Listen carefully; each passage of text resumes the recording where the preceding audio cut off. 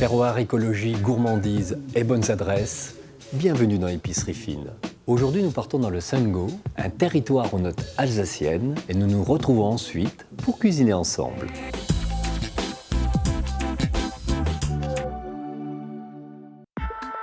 Au programme de cet épisode dans le Sungo, nous irons à la rencontre de Pascal Claude qui produit l'une des spécialités locales, la choucroute, et de Maïté Richer et Stéphane Müller, producteurs laitiers et fromagers. Dans Histoire de, on retrace la légende de la carpe frite. Dominique Oesterlé et Gaël Fellé nous emmèneront ensuite sur les terres alsaciennes qu'ils cherchent à préserver. On finira avec le guide hédoniste et bien sûr la recette de Guy Martin, filet de perche, légumes glacés, réfort et cumin. Et on commence tout de suite par itinéraire paysan.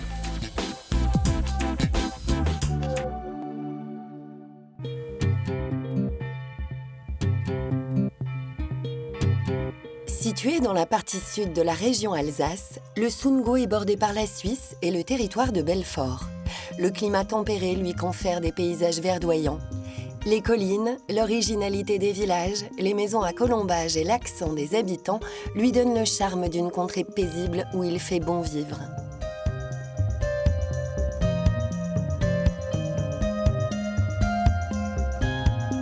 Dans les esprits, cette région évoque inévitablement l'incontournable choucroute, les bretzels et le vin blanc.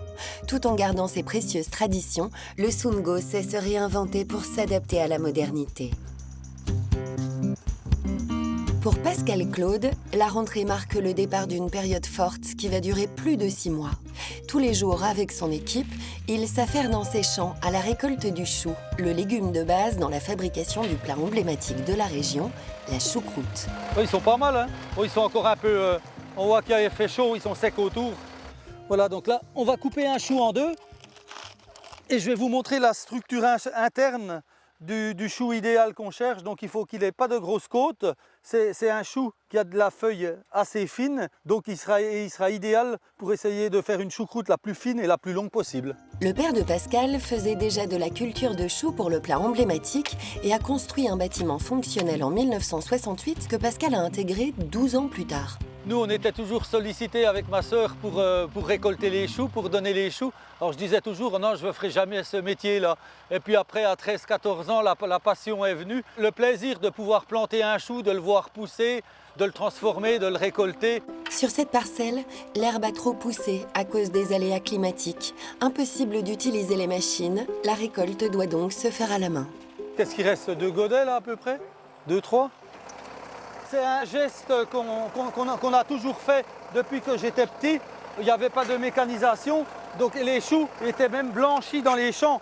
Donc blanchis, ça veut dire qu'on les coupait comme ça et manuellement, on enlevait toutes les mauvaises feuilles et ils étaient récoltés comme ça. Aujourd'hui, ce sont des choux de variété almanach qui sont récoltés, dont la taille peut varier selon les circonstances. Au début de saison, on venait toute une équipe. Quand ils étaient vraiment gros, on ramassait 3 bennes comme ça dans la matinée.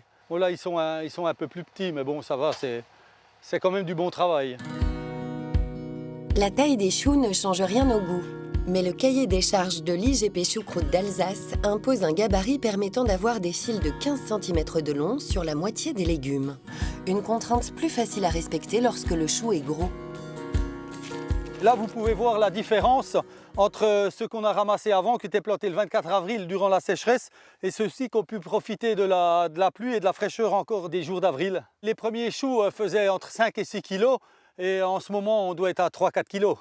Malgré les contraintes et les aléas climatiques, la récolte de choux a toujours été un plaisir pour Pascal.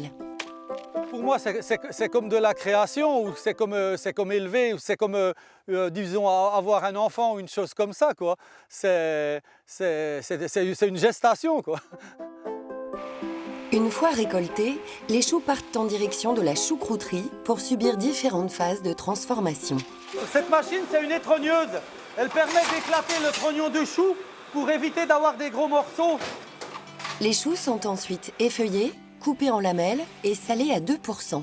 Se produit ensuite une fermentation lactique qui apporte l'acidité si caractéristique. Ces cuves en béton ont été construites par le père de Pascal en 1968 lorsqu'il a commencé la production de choucroute. Le chou là, qui est pressé, c'est un peu comme autrefois dans les vignes pour les vendanges, c'était un peu les mêmes systèmes. L'action de marcher sur le chou, ça évite d'avoir de l'air dedans qui serait néfaste à la fermentation. Ce qu'il faut quand tu marches, c'est tu dois sentir à peu près partout pareil. Il y a des endroits enfoncés puis des endroits où c'est hyper dur. Lorsque la cuve est pleine, elle est couverte d'une bâche remplie d'eau pour faire poids sur la choucroute et activer la fermentation, créant de la mousse et un son de bouillonnement au fond de la cuve. Dans 3 semaines, la choucroute sera prête. Ce n'est pas les Alsaciens qui ont transformé la choucroute, parce que paraît-il que c'est Marco Polo qui a ramené la choucroute de Chine. Il paraît que les constructeurs de la Grande Muraille étaient déjà consommateurs de choux. Et en plus, c'est un des seuls légumes qu'on arrivait à conserver, choux et sel dans des tonneaux. Christophe Colomb, quand il a découvert l'Amérique, il avait des tonneaux de choucroute plein les cales des bateaux. La choucroute produite ici est vendue crue ou cuisinée, agrémentée d'épices, de graisse et de Riesling. Ces recettes créent une demande qui augmente chaque année. À quelques kilomètres de là, à la ferme du Rotling, Stéphane se rend dans ses champs pour rendre visite à ses vaches. Coucou, qu'est-ce qu'il y a original? Ici, il élève une 60aine de vaches ayant une grande particularité. Il n'y a pas de race pure, mais uniquement des croisements de races diverses, rendant son troupeau très hétérogène. On a Oseille qui est juste devant moi et qui adore me lécher les mains. Sa mère est une croisée brune des Alpes. Alors on reconnaît le caractère brune des Alpes par rapport à la robe qui est très uniforme et cet aspect brun. Et le père est Montbéliard, c'est pour ça qu'elle a la tête blanche typique de la Montbéliarde. Conséquence de ces croisements, les vaches produisent moins de lait, mais il est plus riche. Il contient plus de matières grasses et protéiques et il est plus facilement transformable, ce qui apporte un meilleur rendement en fromage. Stéphane se base sur l'effet hétérosis pour effectuer ces croisements. Le principe, c'est de dire on va d'abord croiser entre deux races, mais ensuite, pour conserver cet effet hétérosis, il ne faut pas revenir avec une des deux races issues du premier croisement, il faut venir avec une troisième race pour rester dans le cycle de croisement. Et donc en fait, c'est pour ça qu'on va bosser avec 3, voire 4 races, pour toujours rester dans un processus de croisement. Pas de coup de corne, on a dit. L'autre aspect positif, c'est la santé de l'animal qui dépend également de la race utilisée pour le croisement. Les vaches de Stéphane sont robustes et choyées, car pour lui, avoir ce troupeau est précieux. Avec ta houppette et tes poils de toutes les couleurs, t'es belle, hein? Et tes petites taches là. L'aspect historique est très important pour moi. Avant mon père, c'était mon grand-père et la génération encore d'avant qui avait des bêtes. Donc c'est vraiment quelque chose qui remonte à loin. Mais aussi, c'est vraiment une région qui gagne beaucoup à conserver l'élevage, qui permet de conserver ces prairies, ces surfaces en herbe qui sont très importantes, que ce soit pour la biodiversité ou pour toutes les problématiques d'érosion qu'on connaît actuellement.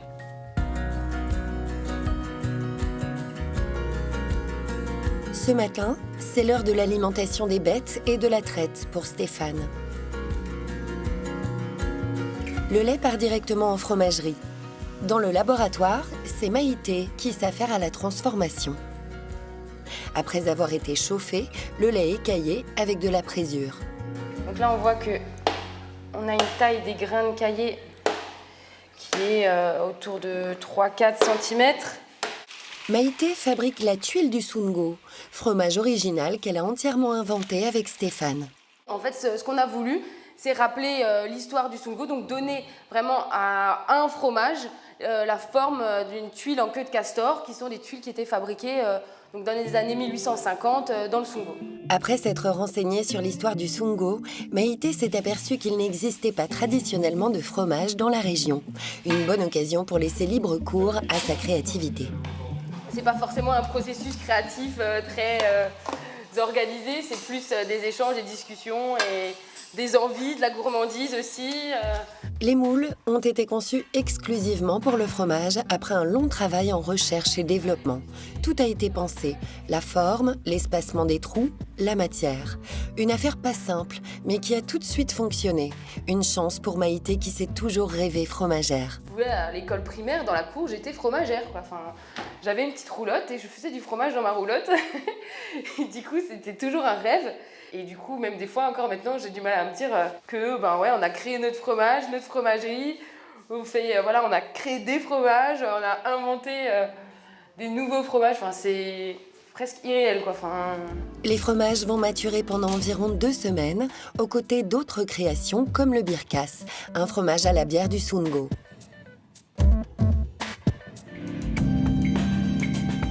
Dans la boutique de la choucrouterie, Pascal Claude propose une dégustation à quelques clients pour faire découvrir la choucroute sous toutes ses formes.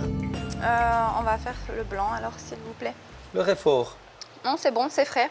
Et c'est croquant? C'est agréable en bouche, oui. En entrée aussi. Oui. C'est pas mal, oui, c'est très bon. Voilà, on essaye de bon. donner des nouvelles idées, de montrer que le chou peut se travailler de plein de façons. Différemment, oui. Moi, pour ma part, je suis là depuis 12 ans, mais j'ai la grand-mère et arrière-grand-mère de ma fille qui est originaire d'ici, née ici, c'est une grande famille ici, et qui fait beaucoup de choucroute, et rien que l'odeur, ça ne me tentait pas. Et là, rien que voir les couleurs et la diversité et toutes les choses qu'on peut en faire, ça m'a donné envie. L'un des objectifs est d'essayer de donner une image nouvelle à ce plat qui ne fait pas toujours envie. C'est ce qu'elle nous a dit, elle a associé ça à un vieux plat, le plat de sa grand-mère ou de son arrière-grand-mère. Donc c'est pour ça qu'on est obligé de faire un peu des dégustations pour montrer, je pense, aux gens qu'on peut la manger autrement. Et je pense que de bouche à oreille, on va arriver tout doucement à changer l'image de notre produit. Pascal propose également du chou rouge, une variante de la choucroute au chou blanc. C'est bon aussi? C'est bon, même froid, je pensais pas. C'est plus doux? Ouais, c'est doux. Je pensais que ça allait être hyper fort, mais pas du tout. Et elle se mange comment la choucroute de chou rouge alors? Avec des magrets de canard, du gibier, des fruits de mer ou du poisson. Ou alors froid en salade avec une vinaigrette à base peut-être de vinaigre de framboise et puis accommodé avec des gésiers. Les clients restent majoritairement convaincus. Une victoire pour Pascal. Stéphane est de retour en extérieur et veille sur l'état de sa ferme en polyculture, suivant un principe de fonctionnement circulaire. Il a effectué un semi-direct d'orge sur cette petite parcelle d'1 hectare, typique du Sungo. Son but, reconnecter l'agriculture et son exploitation avec les enjeux actuels. Vu les conditions très sèches qu'on a cet automne, le sillon n'était pas correctement refermé et donc j'ai fait le choix de repasser un rouleau pour fermer le sillon et assurer un bon contact entre le sol et la graine. C'est typiquement ça le métier d'agriculteur, on est obligé de s'adapter aux conditions climatiques et aux aléas éventuels. Stéphane exploite 70 hectares. Des parcelles sont dédiées à l'alimentation du troupeau, comme l'herbe, la luzerne et le maïs, et une partie au blé, pour les grains, et la paille qui sert de litière aux vaches. La diversification des cultures sur une même parcelle apporte une meilleure qualité alimentaire pour les animaux, un intérêt économique, mais aussi écologique, de par son respect du sol. Donc ici, on est dans une parcelle un peu particulière, c'est-à-dire que c'est une des cultures que j'ai mis en place quelques années après mon installation. C'est un mélange de luzerne et de trèfle. Le mélange de plantes est une force, chacune venant pallier les défaillances de l'autre. La luzerne, très sensible au tassement de terre, va être équilibrée par le trèfle, plus robuste. Pour l'année 2021, la luzerne va représenter à peu près 20% de la ration des vaches. Gros intérêt, elle permet d'allonger les rotations et du coup d'avoir un sol qui est couvert en permanence pendant les 3, 4, 5 années où la culture est en place. Ça veut dire pas d'érosion, ça veut dire des fleurs à butiner pour la biodiversité. C'est un vrai puits de biodiversité au milieu des autres parcelles de culture.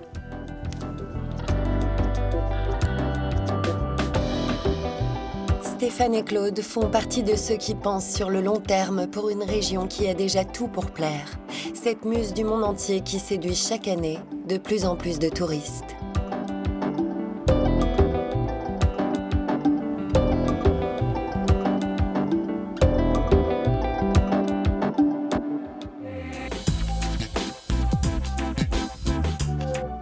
Dans Histoire de, découvrons ensemble une tradition bien ancrée dans le terroir.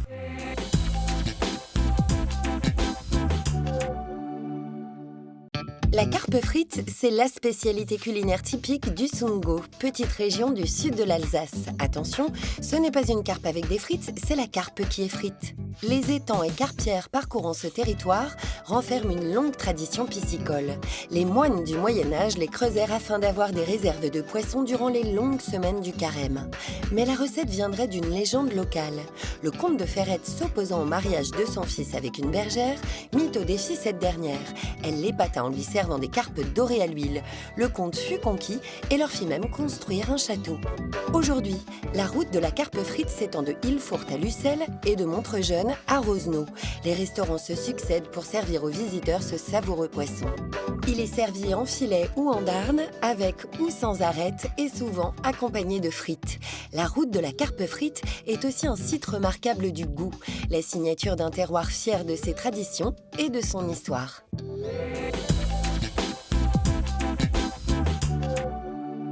Notre écosystème se maintient grâce à un équilibre fragile. Dans l'écologie en action, passionnés et chercheurs s'investissent sur les terres du Soungo.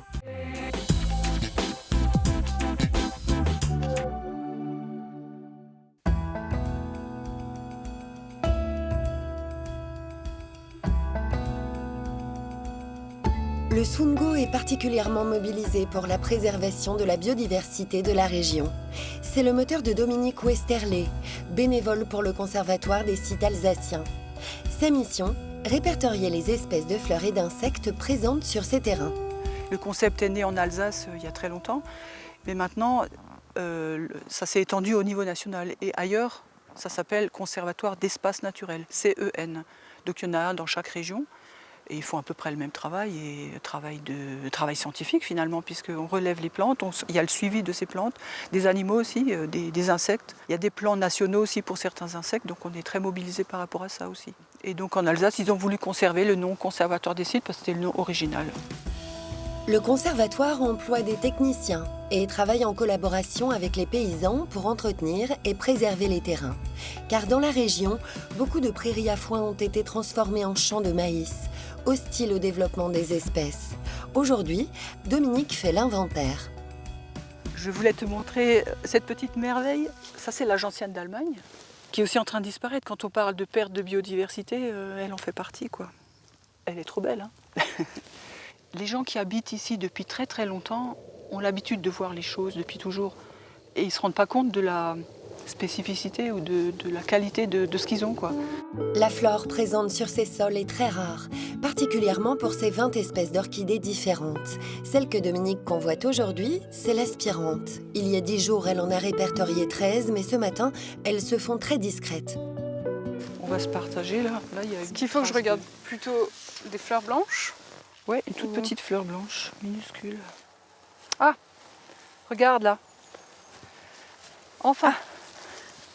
Là voilà.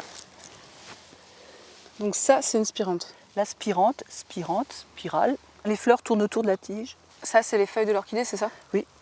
Et donc on les reconnaît. Et en fait, ces feuilles indiquent déjà l'emplacement futur de l'orchidée de l'année prochaine. Tu vois qu'elles, les feuilles ne sont pas autour de la tige. Oui, c'est vrai. Et donc là, normalement, l'année prochaine, il il devrait y avoir une orchidée, ouais. Chercher les spirantes ou chercher d'autres fleurs, c'est comme une chasse au trésor parce que c'est le trésor de la nature et on a toujours une joie et puis un émerveillement de les rencontrer. Et puis c'est des surprises, parfois des bonnes surprises.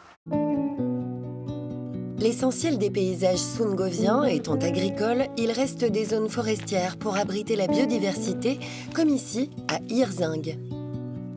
Gaël Fellé, technicien forestier, se trouve sous une ligne à haute tension pour suivre le projet de maintien de ce site en milieu ouvert. Nous avons un grand linéaire de lignes de tension qui traverse les massifs forestiers. Comme on peut le voir derrière nous, ça représente des surfaces et des linéaires assez importants. On s'est dit, on va valoriser ça en zone ouverte naturelle, recréer une dynamique le plus naturelle possible pour permettre à tout un cortège d'espèces d'y trouver leur compte et puis éventuellement de relier des sites déjà existants parce que les lignes de tension, ce sont des linéaires. Donc dans une notion de trame verte et de continuité écologique, l'intérêt de valoriser ces lignes-là, il est apparu comme une évidence. L'objectif est de créer des zones tampons en lisière de forêt pour favoriser de vraies prairies et adoucir cette rupture dans le paysage. À l'heure actuelle, la diversité floristique et entomologique est stoppée, en particulier à cause de 7 plantes.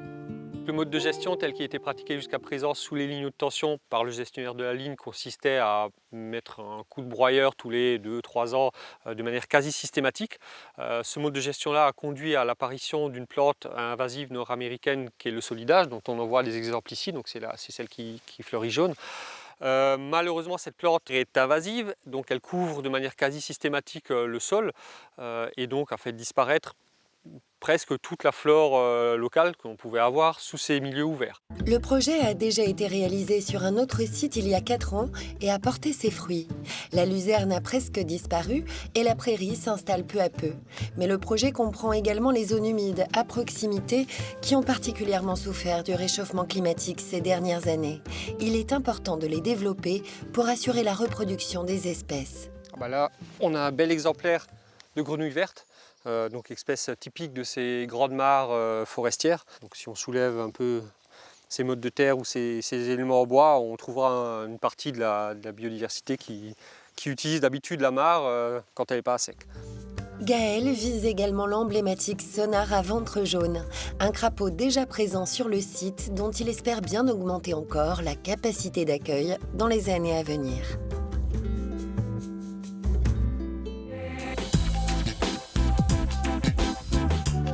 Pour finir, voici quelques suggestions pour aller à la rencontre d'un patrimoine exceptionnel.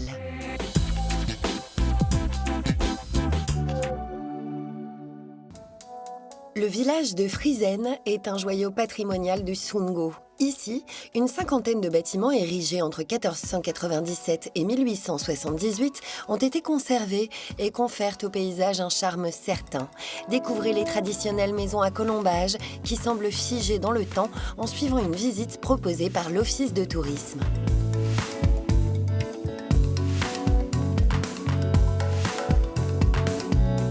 Ferrette compte l'un des plus anciens châteaux d'Alsace, dont la première mention remonte à 1105 et dont les ruines, en 2 parties, dominent la ville.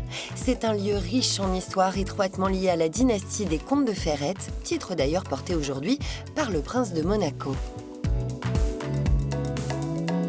La ville d'Altkirch interpelle par les nombreuses fresques et graphes qui recouvrent certains murs et peut se visiter de manière originale. Suivez un parcours street art installé par un groupe d'artistes, les graffiteurs. 24 murs à dénicher dans toute la cité pour admirer les créations de 46 artistes. À Wolfswiller, la forêt communale abrite depuis 2006 une réserve biologique domaniale de 67 hectares. Au sommet du Jura alsacien, le site offre une vue grandiose et abrite nombre d'espèces végétales et animales rares. La présence de falaises et rochers calcaires représente également un paysage inédit pour la région. Cette virée gourmande ne serait pas complète sans une visite dans les cuisines du chef Guy Martin.